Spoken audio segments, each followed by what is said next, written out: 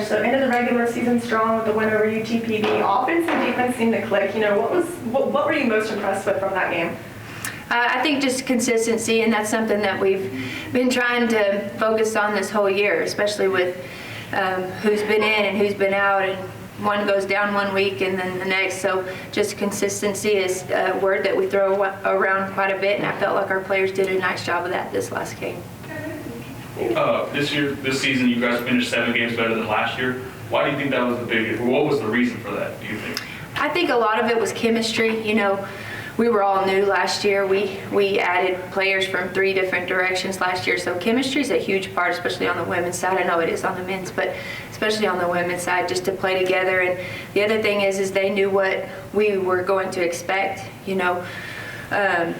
have high expectations. They came in this year knowing those and knowing what we wanted out of them. They knew their role a little bit better this year, and we played well together. And I think that great teams beat great players, and the team that plays together and plays the hardest wins.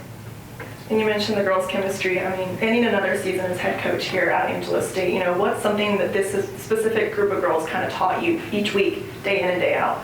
Just work ethic, and that is something that we go after as far as recruiting goes, is work ethic and good attitudes. No matter what you're going through, you're always going to face adversity, and the way that you handle that determines the outcome. And that's what we preach every day, and these girls know that.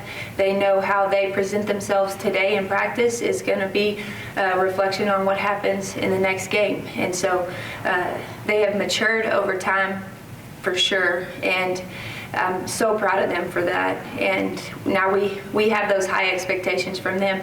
We started out with goals, and it's funny how those goals just keep getting bigger and better just because we get greedy, I think, on the coach's side, like, oh, we beat that team, why shouldn't we beat this team?